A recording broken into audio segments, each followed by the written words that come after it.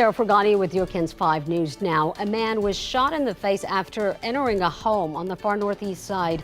All this went down in a neighborhood near Kirby just before 2 a.m. at a home on Indian Forest. Police say the man was shot by someone inside that house. He was taken to the hospital in critical condition. Officers responded after a 911 caller told police that a man was banging on his front door. When SAPD got there, the man opened the front door using a code, then entered the home. Police say he was shot in the face when he walked upstairs. Officers did detain the shooter, but it is unclear what charges, if any, they face. Police say the man had a kid in that home, so it's believed that the family might have known that person. Two cars crash into each other, sending one of those cars crashing into a southeast side home. Police say a man driving a SUV late Tuesday night ran a stop sign and hit a red pickup truck traveling on Goliad. The crash sent the pickup into the side of the house. Luckily, no one was hurt, and it only caused superficial damage. Police also told us neither driver was under the influence.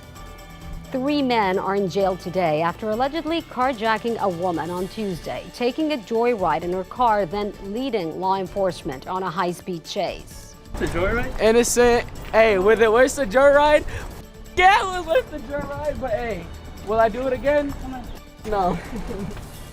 Well, that there was 18-year-old Isael Hernandez. And as you can see, cameras caught the carjacking at a Fair Oaks Ranch gas station. You can see the woman pumping gas when she's approached by a man in a yellow mask with a rifle. He demands her car, which turns out to be a loaner from the dealership. The Bexar County Sheriff says that this was the gun the suspect was carrying, which appears to have been stolen. One of them had fallen on tough times. He recently had some life changes, and as almost a direct quote, told one of his friends before they got into this situation, let's go do something effed up. Now, the sheriff says the 3 men went joyriding around the city in that car, reaching speeds of over 100 miles an hour, then led authorities on a high-speed chase into Atascosa County. A state trooper eventually spiked their tires, and all 3 were arrested. New details surrounding the death of a little girl who was sucked into a pool pipe while swimming at a Houston hotel.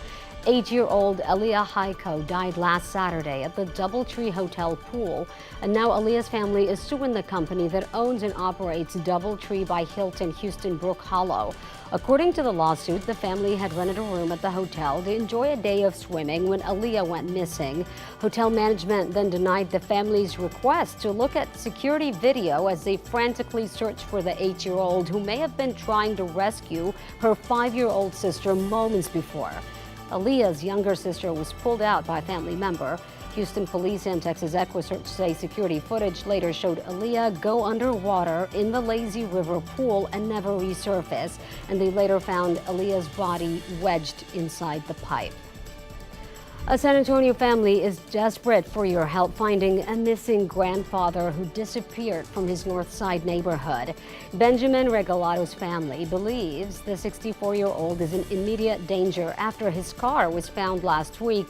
His family says he didn't show up to work and did not respond to their frantic phone calls. He also told us he's a retired carpenter who worked part-time as a dishwasher, and there doesn't appear to be any signs of forced entry at his home. But Regalado left behind his diabetes medication. He was so friendly. He was always giving people, the homeless, he would give them rides to Walmart.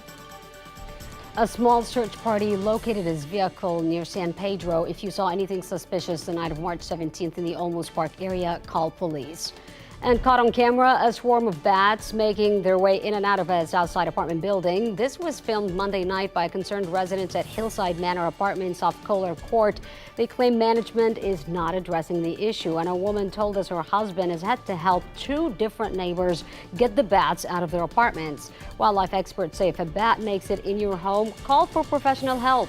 Bats can carry rabies, but experts say the larger threat really comes from the bat species. Could become harmful, respiratory-wise to people, way more so than having rabies and attacking you. KENS 5 attempted to reach the apartment complex owner about the issue, but has not heard back.